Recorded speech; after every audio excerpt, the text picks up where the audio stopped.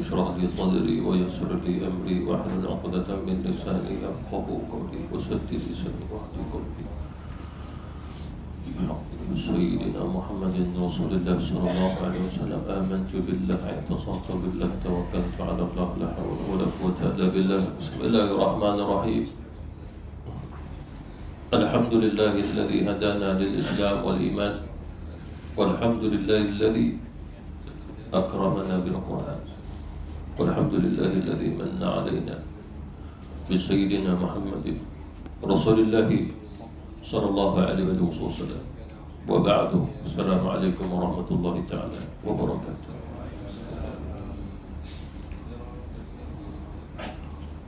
Kita dah masuk pada bulan yang Rabiul Awal, bulan kelahiran baginda Rasulullah sallallahu alaihi wasallam.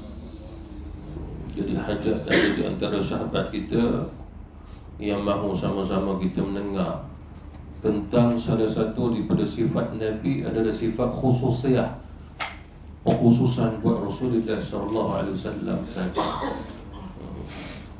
Dan sifat ini juga ada di dalam kitab Allah Subhanahu wa taala. Khususiyah ataupun khususiyah yang dimaksudkan adalah kembali dengan apa yang dikhususkan oleh Allah Subhanahu wa taala atas penciptaan Nabi secara khusus untuk dia. Bila disebutnya khusus untuk dia, selain daripada dia tidak ada pengkhususan itu. Selain daripada itu, Allah Subhanahu wa taala menetapkan syariat, tetapi syariat itu ada sebagainya terkecuali buat Rasulullah sallallahu alaihi wasallam, khususnya dalam hal wal ibadah. Dan ada juga khususiyat yang mana dimiliki juga selain baginda Rasulullah sallallahu alaihi wasallam, ini dimiliki oleh umatnya, tetapi bukan di sudut hukum. Tapi keistimewaan ini adalah majazi, satu kiasan daripada khususiyah yang dimiliki oleh baginda Rasulullah sallallahu alaihi wasallam. Lalu ini juga kurniaan daripada Allah Subhanahu wa taala yang disebut sebagai karamah, satu kemuliaan yang diberi oleh Allah Subhanahu wa taala kepada hamba-hambanya. Lalu dia memiliki satu keistimewaan yang secara umumnya mencari adat. Mencari adat maknanya secara umumnya manusia secara umum tidak memiliki perkara tersebut. Seperti mana contoh mata. Waktu malam, tetap malam gelap, kalau ada sesuatu yang tidak dapat menyuluh satu-satu objek, maka kita tidak berupaya mampu untuk melihat objek itu. Tetapi apabila ada seseorang yang diberi kemampuan oleh Allah, dia melihat malam macamnya siang, itu namanya adalah karamah yang diberi oleh Allah Subhanahu wa taala kalau dia beriman dan bertakwa. Tapi kalau sekiranya dia bukan seorang beriman, maka itu bukan satu karamah daripada Allah Subhanahu wa taala, melainkan istidraj, satu keistimewaan yang Allah Subhanahu wa taala beri, tetapi adalah untuk menjauhkan dia lagi daripada Allah Subhanahu wa taala, kerana dia dah mula mengkritik Allah Subhanahu wa taala dan macam-macam lagi kekufuran yang dilakukan kepada Allah Subhanahu wa taala. Namanya adalah istidraj. Seperti mana kisahnya Qarun, dia mengenal Allah dan dulu dia orang yang beriman, sehingga dia mengkaitkan kekayaannya hasil usahanya yang tidak ada kaitan dengan Allah Subhanahu wa taala. Pada Allah Subhanahu wa taala menyatakan, apa yang ku beri padanya sama seperti mana aku memberi kemiskinan kepada orang lain. Cuma aku menguji dia kaya, orang lain aku uji dia miskin. Keduanya sama daripada Allah Subhanahu wa taala, daripada satu pintu pemberian daripada Allah Subhanahu wa taala. Itu. Lalu kembali balik pada khususiyah ataupun disebut sebagai khususiyah, satu perkara yang hanya dikhususkan buat Rasul. Kita ambil dulu perkara yang ada kaitan dengan hukum hakam syar'i ataupun hukum hakam yang dikaitkan dengan ibadah. Dalam hal ehwal ibadah, dalam kitab-kitab fiqh memulai dengan bab ibadat. Bab ibadah seperti mana berkaitan dengan bab bersuci, termasuk juga bab berwuduk, lepas tu bab solat. Dalam hal ihwal wudu pada Rasulullah ada yang bersifat khususiyah untuk dia saja, bukan untuk kita.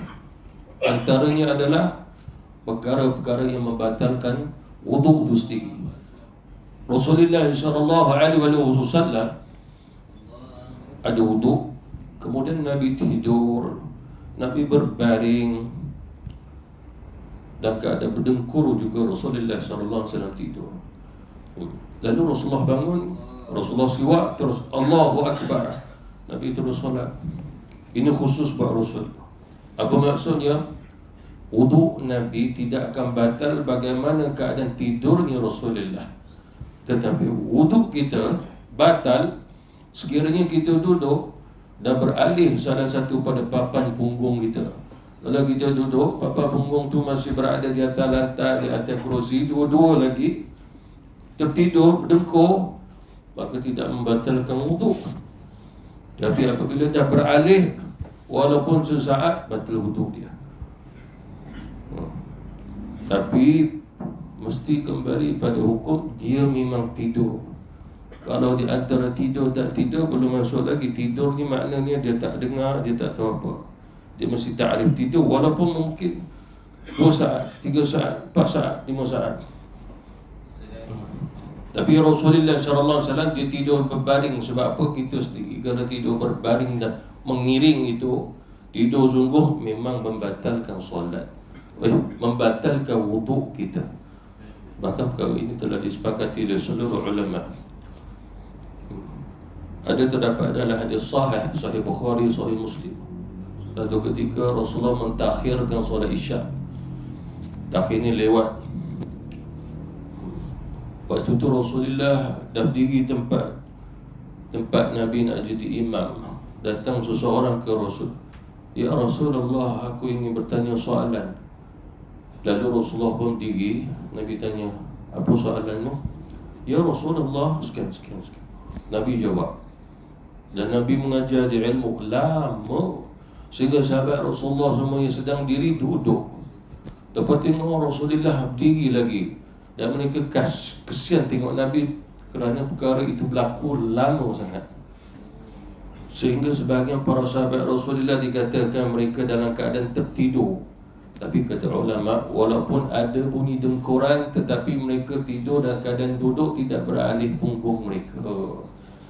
Itu ada hukum pada para sahabat Rasulullah sallallahu alaihi wasallam. Disebabkan bila selesai Rasulullah Allahu Akbar, para sahabat bangun terusnya solat dan tak ada seorang pun pergi ambil wudu.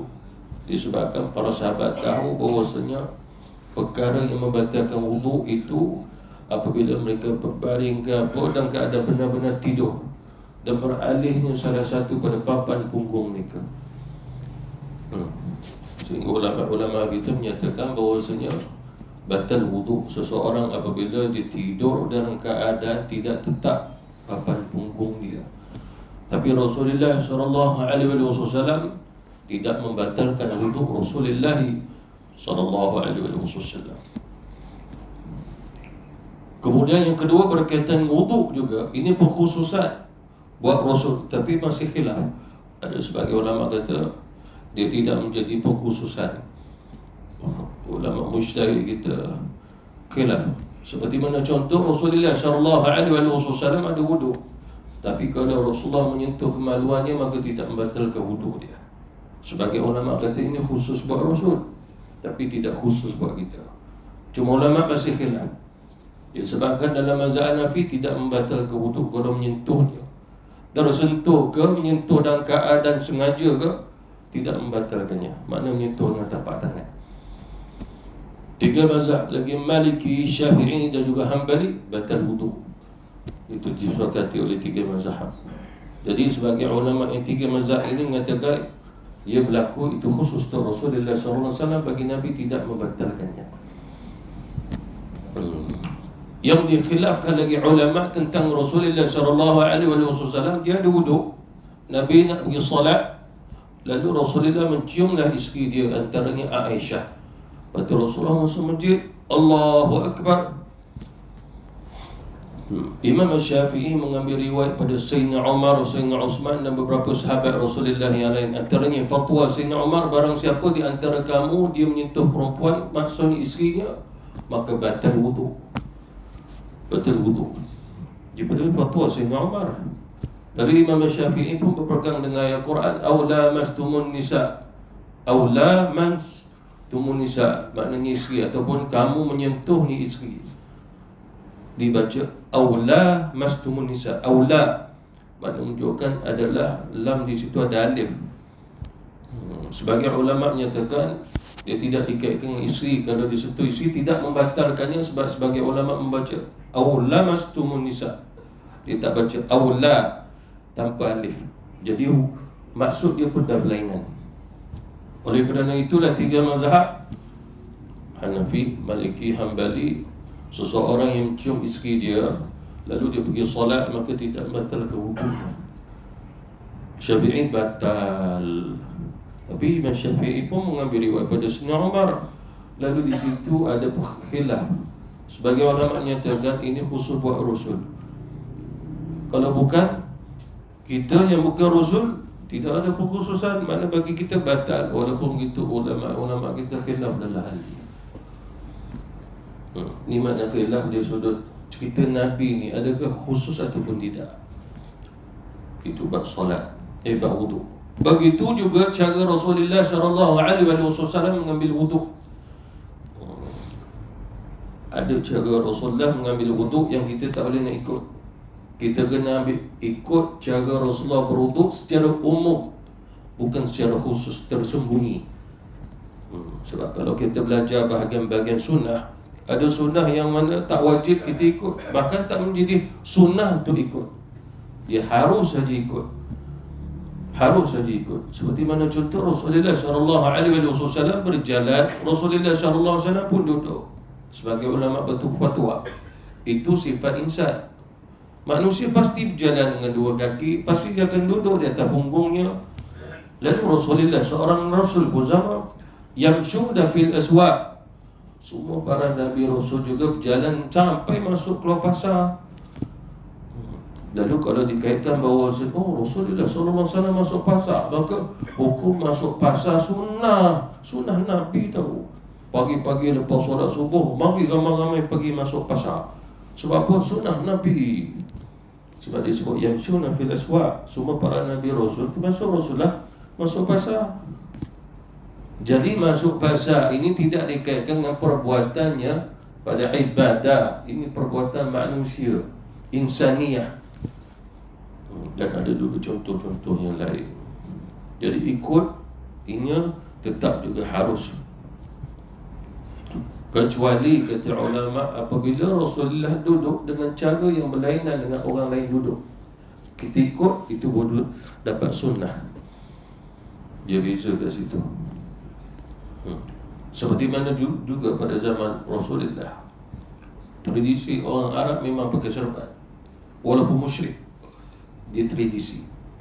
Seperti mana kata Imam Malik, memang kebiasaan itu menjadi tradisi bagi orang Arab. Tradisi mereka, serban mereka besar, bahkan ekor serban mereka sangat panjang. Kalau dia ketua kabilah, ada hamba dia akan pegang ekor tu. Sampai begitu. Nak kata dia itu ekornya panjang, makna menunjukkan kedudukan dia masyarakat pun hebat.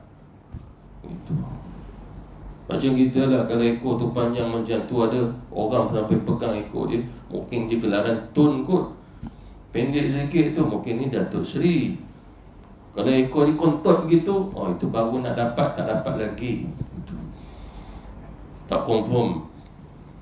Sebab ada je kes orang kata aku dah dapat Datuk tapi belum dapat betul-betul. Gitu. Lalu apa maksud di sini? Dalam hukum tersebut ada juga kekhususan buat Rasulullah SAW tentang wuduk. Lalu ulama berfatwa dalam hal kaedah kita mengambil wuduk, kita kena mengambil kaedah umum dan jangan ambil kaedah khusus dan tersembunyi.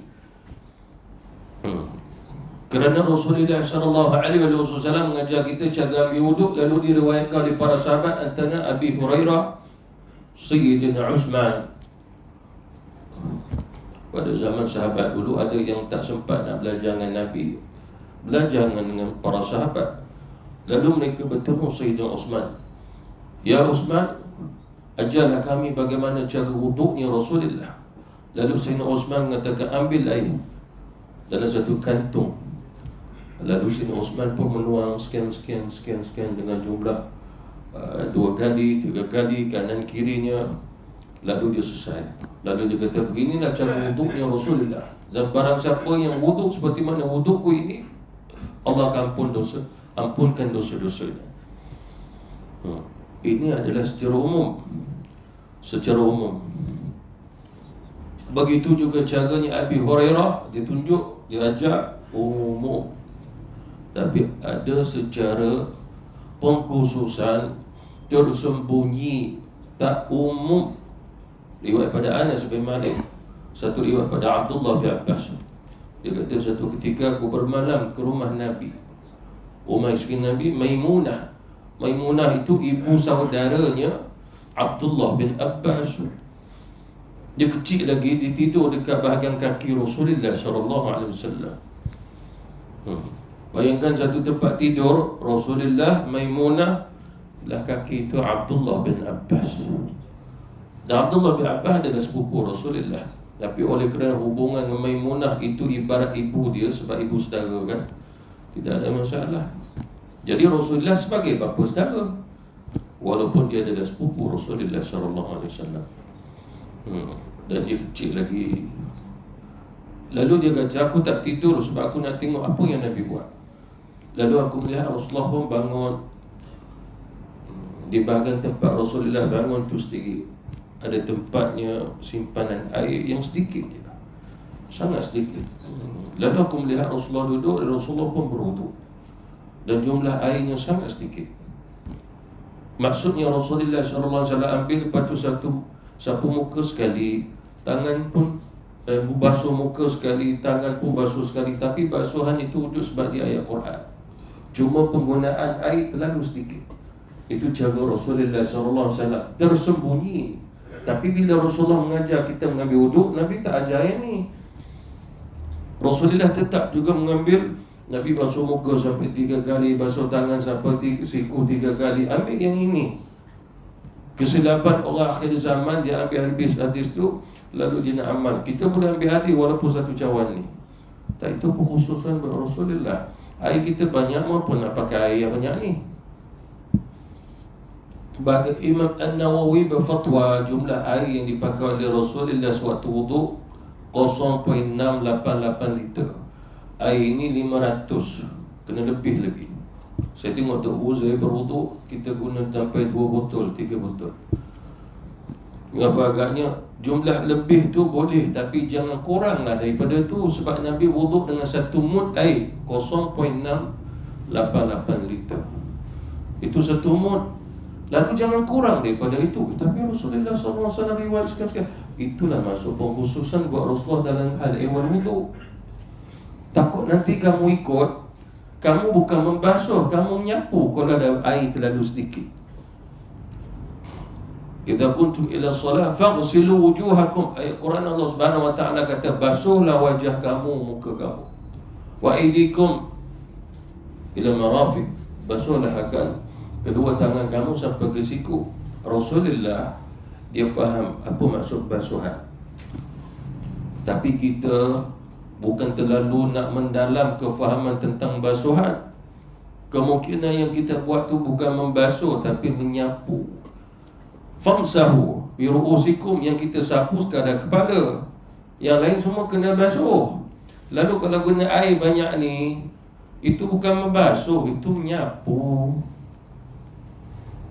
Keluar pada kaedah tu. Jadi jangan ikut yang itu, ikut yang secara umum yang diajar oleh Rasul kepada para sahabat. Ini khusus Nabi sendiri dia. Ini khususan buat Rasulullah SAW. Jangan ambil ni itu. Jangan kita sengaja nak wuduk air 1 cawan ni je. Bismillah. Padahal kita pergi mana-mana buka je pipe, berlambak air dalam tu.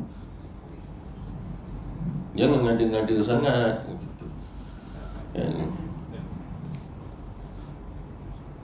Dan jangan diambil orang yang mengajar begitu.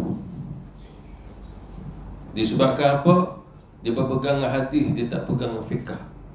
Kita dalam hal ibadah, ulama sepakat ambil fatwa dalam fiqh, bukan baca hadis amal. Sebab kita bukan ahli hadis, kita kena ikut fiqh. Tu pakai asal kita kena ada mazhab di kalangan yang berfatwa, di kalangan ulama-ulama mujtahid. Jangan ikut yang tak sampai mujtahid. Dia ada mazhab dia, macam seorang tu hebat, sungguh orang dia, cuma dia tak sampai mujtahid, dia tak boleh nak berfatwa, tak boleh ijtihad. Kita tak boleh ikut dia. Tak boleh ikut dia. Itu memang kaedah dalam mengikut bertaklid satu-satu mazhab. Itu wudu. Dalam al-ihwal solat pun ada juga pengkhususan buat Rasul yang kita tak boleh ikut. Sebab selain pada khususiyah buat Nabi, Nabi juga ada mu'jizah ataupun mu'jizat. Nabi SAW solat bersama mu'jizat. Apa maksud solat bersama mu'jizat? Nabi solat, salah satu mu'jizatnya dia melihat yang ghaib, itu mu'jizat. Kalau Rasulullah baca ayat tentang syurga, bukan sekadar Nabi baca, Nabi nampak. Kalau Nabi baca ayat tentang neraka, bukan sekadar Nabi baca, Nabi nampak. Sehingga Nabi nampaknya syurga ada buah-buahnya. Buahnya tergantung pada pokoknya. Lalu Rasulullah SAW dia solat dengan sahabat, tapi Nabi melangkah ke depan, bergerak Nabi nak ambil buah tu. Kata ulama, kalau sekiranya Rasulullah diizinkan oleh Allah untuk mengambilnya, adakah perkara itu menjadi hakikat? Sebab yang Nabi nampak tu, di sudut logik kita, mungkin satu bayangan je. Tapi kata ulama, yang dilihat oleh Rasul, kita menghukum bayangan, tapi pada Rasul dia hakikat. Nabi kata kalau dia ambil, Nabi boleh bagi ke umat dia. Itu kita tak boleh nak jelaskan kaifiat lah. Ini mukjizat. Sebab mukjizat memang mencari adat sehingga lemahnya akal untuk fikir benda tu. Itulah mukjizat. Mukjizat adalah melemahkan akal kita balik. Tak mampu nak, melainkan hanya beriman saja. Sebab perkaranya sangat luar biasa. Sangat luar biasa. Kalau begitu seronok sangat kalau orang tu ada ilmu macam tu. Mudah ilmunya Allah Subhanahu Wa Taala beri kepada seorang Nabi Rasul. Kalau Allah beri pada kita, susah hidup ni. Lebih-lebih bank tu hari-hari duit hilang. Orang ni boleh nampak duit tang sini, busuk dia ambil, dia letak atas meja. Real. Bayangan menjadi hakikat. Bukan bayangan menjadi gurauan, menjadi hakikat. Kan susah hidup. Betul. Lalu Allah Subhanahu Wa Taala mengimbangkan alam ini. Allah Subhanahu Wa Taala tak memberinya, tetapi Allah memberinya di syurga nanti. Disebut seperti mana disebut oleh Rasulullah, seseorang melihat buah di syurga, lalu dia berkeinginan untuk makan, maka buah tu akan datang, pergi ke mulutnya, buka mulut dia, buah tu masuk dalam mulut. Kalau dia rasa dia nak lebih enak lagi, maka kata Rasulullah akan disuapkan oleh bidadari-bidadari. Abe makan abe gitu.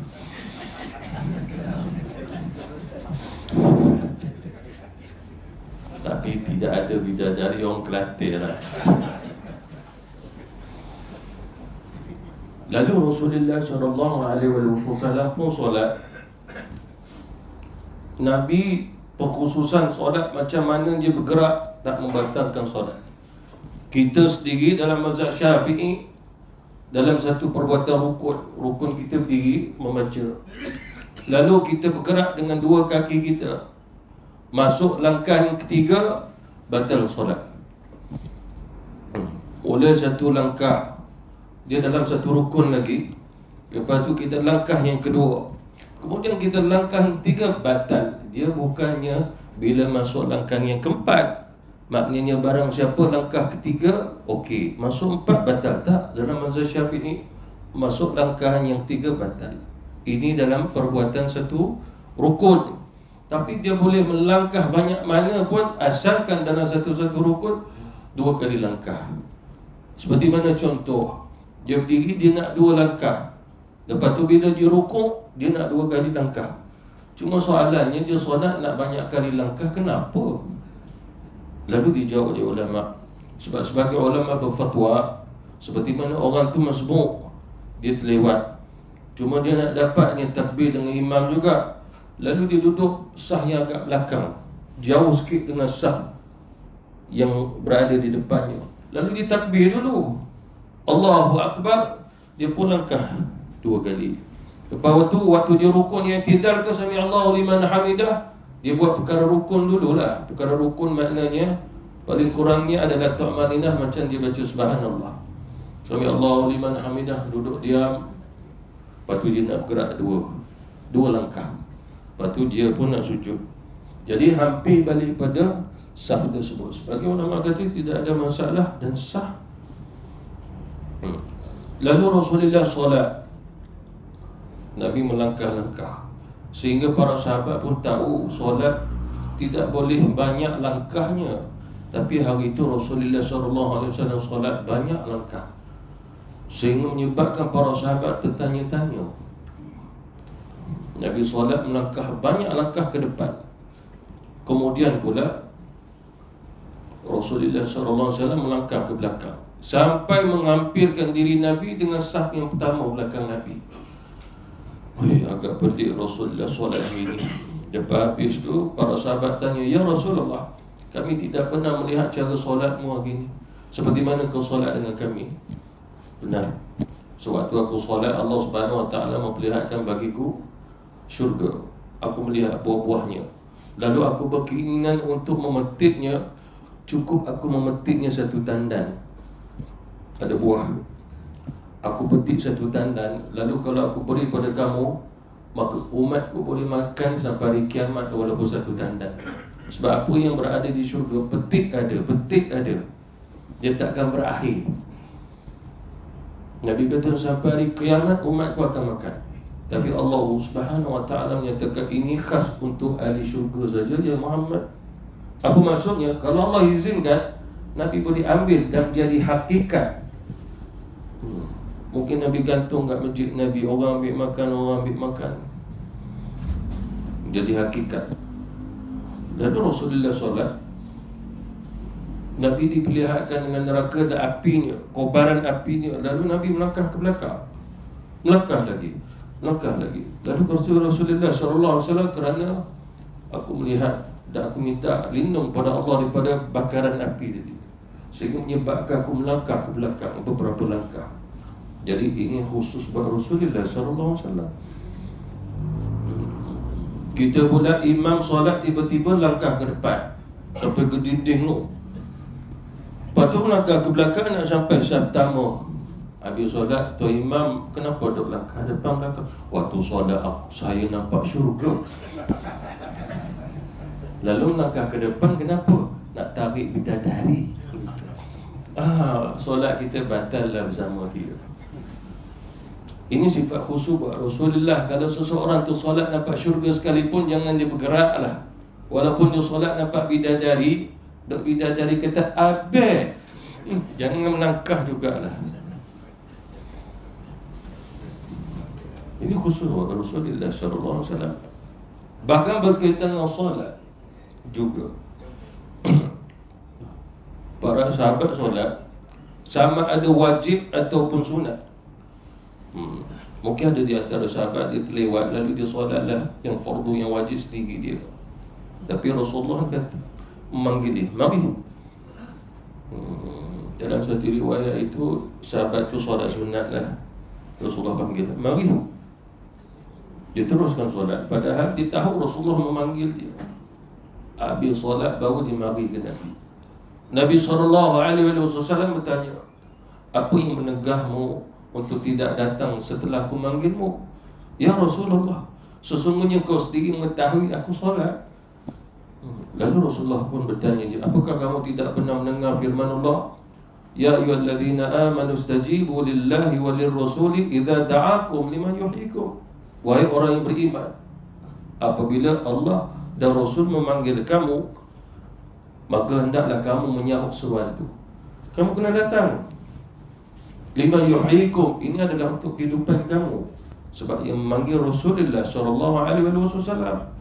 Sebagai ulama berfatwa, kalau sahabat tu solat sunat, panggilan Nabi bertara wajib, jadi dia kena tinggalkan solat. Lalu difatwakan oleh ulama, perkara ini khususiah buat Rasulullah SAW saja. Sehinggalah kalau sahabat meninggalkan solat, tidak membatalkan solatnya. Dia solat dari rakaat pertama, Nabi panggil, belum dia rukuk, dia pun datang ke Rasul. Habis saja Nabi menyampaikan sesuatu, dia boleh terus sambung solat, dia tak perlu nak angkat takbir yang baru. Di mana dia berhenti tadi, sambung aja. Ini khususiah. Kalau anak kita solat sunat, kita panggil, lepas tu dia tak mari. Mat, bapak panggil kenapa tak mari? Kan saya solat. Apakah kau tak dengar ya ayyuhallazina amanu istajibu lillah? Bapak bukan Rasul. Wujud anak kita tahu ayat tu. Ya ayyuhallazina amanu istajibu lillahi walir rasul. Bapak bukan Rasul. Wujud anak aku pandai lebih daripada aku gitu. Lalu apa maksudnya di sini? Tidak anak boleh teruskan solat kecuali kalau sekiranya panggilan ayah itu sangat-sangat penting. Anak kalau solat sunat, bapak panggil wajib, batalkan solat. Cuma hukumnya adalah anak itu batallah solatnya. Cara membatalkan solat, dia bagi salam waktu dia berdiri ke, waktu dia rukuk ke, Assalamualaikum warahmatullahi, satu kali pun keluar. Dan dia tidak boleh terus solat, dia tidak boleh terus keluar pada solat, hukumnya haram. Bagi salam dulu. Kalau dah batal dia berhadas, haram bagi salam pula. Dia hanya subhanallah, seperti mana imam dia terbatal, dia angkat tangan subhanallah gitu. Kalau imam nak pergi selama-lamanya, lambai jauh, besar sikit, subhanallah, maknanya dia takkan mari sebab malu. Sebab tadi bom dia kuat sangat ni. Itu kaedah. Tapi kalau berlaku sesuatu, imam mengambil keputusan bagi kita batalkan solat sebab ada satu perkara penting, lalu imam pun baca Assalamualaikum warahmatullahi, kita semua ikut dia tengah diri. Itu tidak menjadi kekhususan, tapi itu menjadi hukum buat semua. Cuma cerita Rasulullah panggil sahabat tadi, beza kita seperti mana ibu yang memanggil, anak pun pergi ke ibu, pergi ke bapa. Cuma bezanya apa? Solat tetap batal. Yang cerita Rasulullah, sahabat itu solatnya tak batal. Bahkan kalau mengikut ulama ahli kasyaf, ulama tasawuf, kalau Rasulullah melihat orang itu sedang solat, Nabi panggil, dia datang, Nabi bercakap sesuatu, Nabi bertanya sesuatu, selesai dia pergi, solatnya pasti diterima oleh Allah, pasti diterima. Sebab solat dia ada hubungan dengan Rasulullah. Jadi ini pun hukum pengkhususan buat Rasulullah SAW. Kalau lah anak murid tu solat, guru pun panggil, anak murid dia boleh batalkan solat dengan bagi salam, lepas tu mari, tapi nanti solat balik. Kalau dia sunat, kalau dia fardu wajib, kata ulama jangan teruskan aja, teruskan aja. Sebab yang wajib tu Allah Subhanahu Wa Taala. Berkaitan dengan solat juga, pengkhususan buat Rasul adalah ada kalanya Jibril alaihi wasallam, pernah Jibril alaihi wasallam turun, dia jadi imam, Rasulullah jadi imam, Rasulullah jadi makmum, berimamkan Jibril, tapi para sahabat tak nampak. Para sahabat solat berimamkan Rasulullah. Jadi apa maksud di sini? Ada dua imam. Sahabat berimam ke Rasul, Rasul berimamkan Jibril. Para sahabat tahu ke Rasulullah berimamkan Jibril? Tidak tahu. Tidak tahu. Ini hal ihwal khususiyah buat Rasulullah. Jadi maksudnya apa? Rasulullah boleh bermakmum mana mengikut imam, yang dia sendiri boleh jadi imam mengikut imam.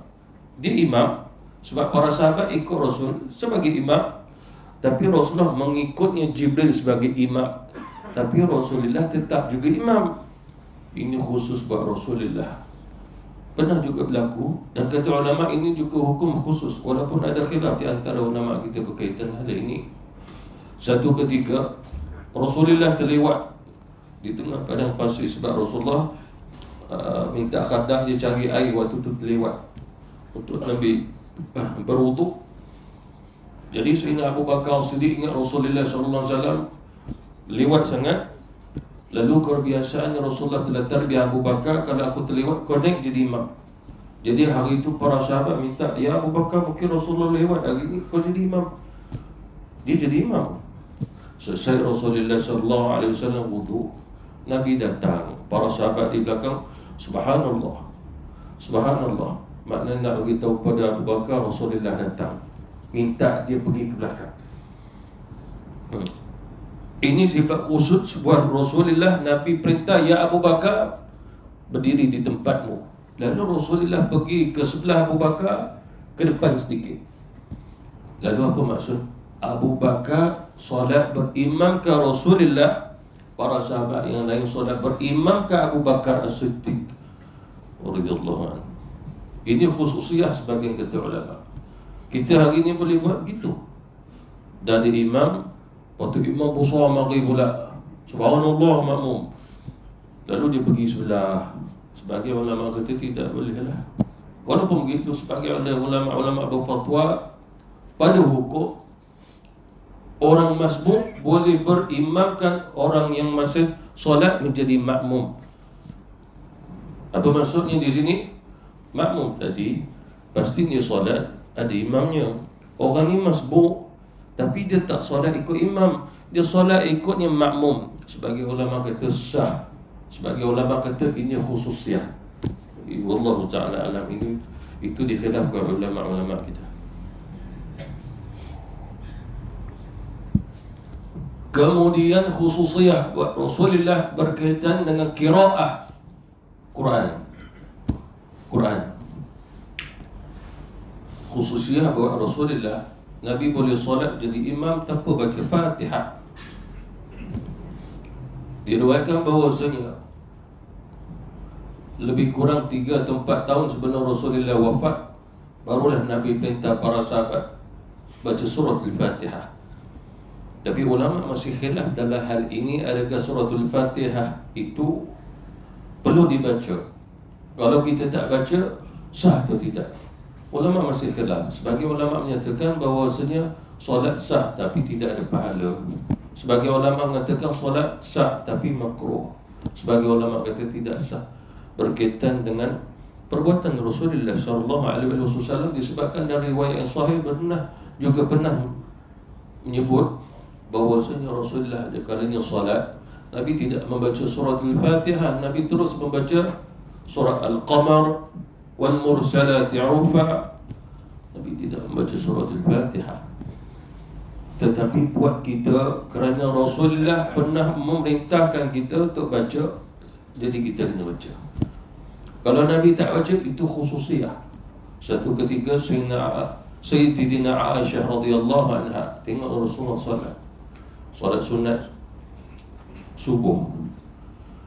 Lalu Aisyah biasa tengok, memperhatikan Rasulullah solat tenang, bacaan tartil. Hari itu Rasulullah solat, sehingga kata Aisyah, aku tidak tahu Rasulullah baca Fatihah atau tidak, sebab laju sangat, cepat. Nabi diri terus Nabi rukuk. Kata Aisyah, Nabi solat Allahu Akbar, tanpa kebiasaan Nabi selesaikan Fatihah, tengok-tengok Nabi dah rukuk. Sehingga Aisyah itu tertanya-tanya, Rasulullah baca Fatihah atau tidak? Itu kekhususan buat Rasulullah SAW. Dan Aisyah pun tak dengar Nabi baca, hanya cepat rukuk. Kita kena baca.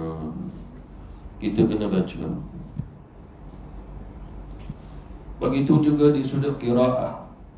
Terpulang antara Rasulullah, sebab Quran turun kepada Nabi melalui 7 pintu, 7 huruf, sab'ar haruf. Maknanya 7 pintu tu dengan kaedah bacaan yang Nabi boleh baca macam mana cara pun.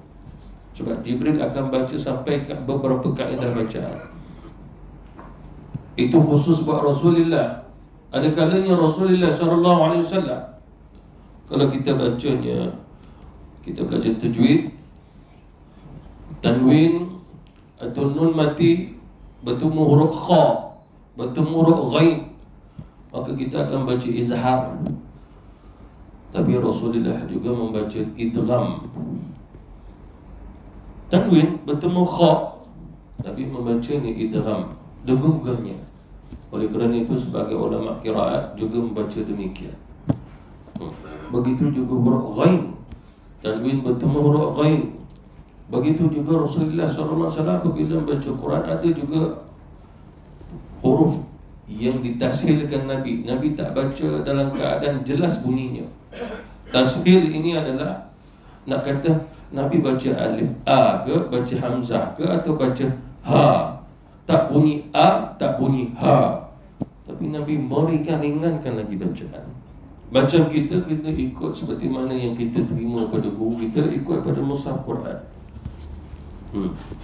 Rasulullah boleh baca apa saja kaedah. Begitu juga khususiah buat Rasulullah apabila Nabi berbicara.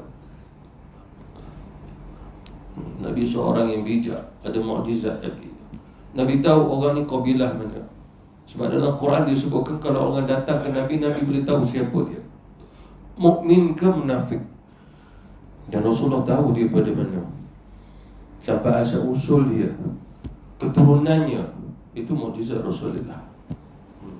Datang seorang sahabat Rasulullah, dia berketurunan Habsyah. Mungkin dia hijrah ke untuk nenek dia dulu ke, tapi dia masih mengetahui bahasa Habsyah. Bawa anak kecil, anak perempuan. Lalu Rasulullah melihat anak perempuan itu dipakaikan dengan pakaian berwarna kuning yang Rasulullah suka pakaian itu. Lalu Rasulullah mengatakan sanah dalam bahasa Habsyah adalah hasan. Maknanya bagus pakaian ni, bagus. Jadi apa maksud di sini? Rasulullah SAW atas diri dia boleh berbicara dengan bahasa kabilah orang tu. Macam kita jangan. Contoh, kita memang pandai bahasa Inggeris, kawan tak tahu langsung, lalu jangan kita cakap bahasa Inggeris dengan dia. Apa maksudnya? Yakni kena seperti mana Rasulullah beritahu pada Sayyidina Ali, ya Ali, apabila kamu berhadapan dengan satu kaum, berbicara dengan lidah kaum tersebut. Jangan berbicara dengan lidah kamu. Lidah kamu tidak khawatir nanti mereka tak faham. Mereka orang kampung, cara penyampaian biar kampung-kampung juga. Jangan kamu datang kepada orang kampung macam kamu ni profesor falsafah dalam sudut bahasa pula tu, dengan gurindamnya, dengan sajaknya, orang kampung mana nak faham itu. Dengan bahasa bunga-bunga lah. Rasulullah melarangnya. Jangan berbicara demikian. Kerana mereka tak faham apa gunanya kamu berbicara bayan ni, maknanya sedap bunyinya tetapi menyebabkan orang tak faham agama. Sedangkan lebih baik kamu berbicara biasa-biasa sehingga mereka faham agama. Seperti mana datang orang Arab Badui, dia bertanya dengan cara dia, Nabi menjawab dengan cara Arab Badui. Nabi dia tanya satu soalan yang ringkas, yang mudah, Nabi jawab pun ringkas dan mudah. Tak perlu dia berfikir, tak perlu kebingungan, tak perlu nak sakit kepala dah. Itu cara Rasulullah SAW. Jadi maksudnya pada qiraah Nabi Quran, ada yang mana Nabi akan baca apa saja cara bacaan. Itu tidak boleh ikut. Seperti mana contoh Rasulullah solat. Rakaat yang pertama Nabi membaca Maliki Yaumiddin. Rakaat yang kedua Nabi baca Maliki Yaumiddin. Rakaat pertama Nabi baca Ihdinas Siratal Mustaqim. Rakaat yang kedua Nabi baca Ihdinas Siratal Mustaqim. Nabi baca huruf sin.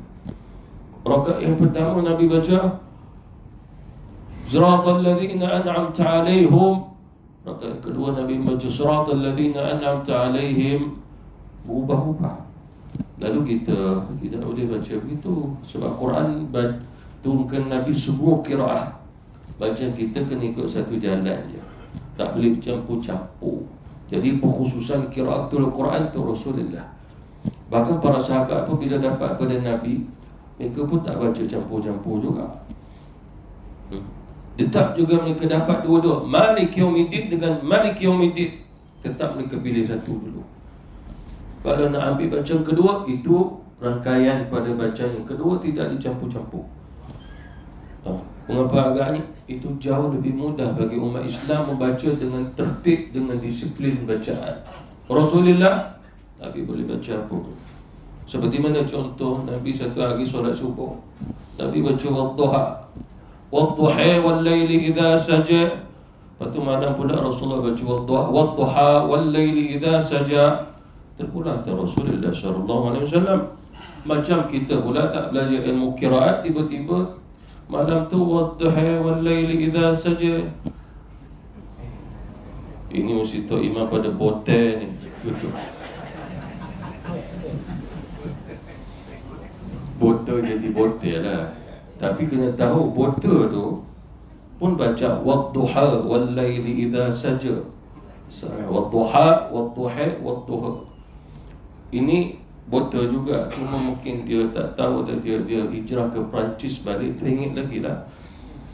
Jadi ini juga khususiah buat Rasulullah SAW waktu Nabi hidup. Bila Nabi wafat, terpulang kat sahabat nak susun yang mana.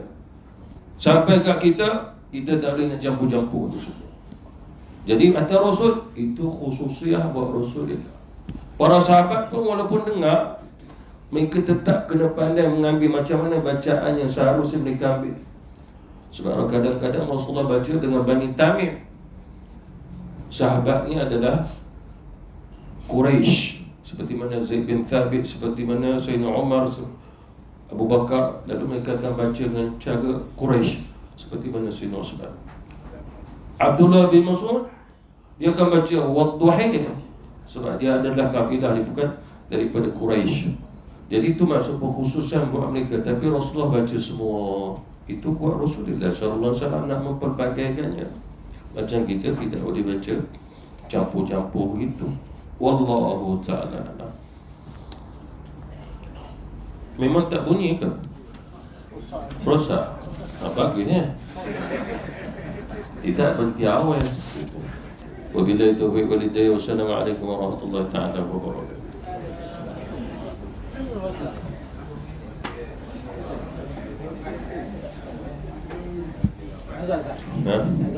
Teruslah. Nak azan dulu. Iqamat je lah. Iqamat. Allahu Akbar, Allahu Akbar. Asyhadu an la ilaha illallah wa asyhadu anna Muhammadar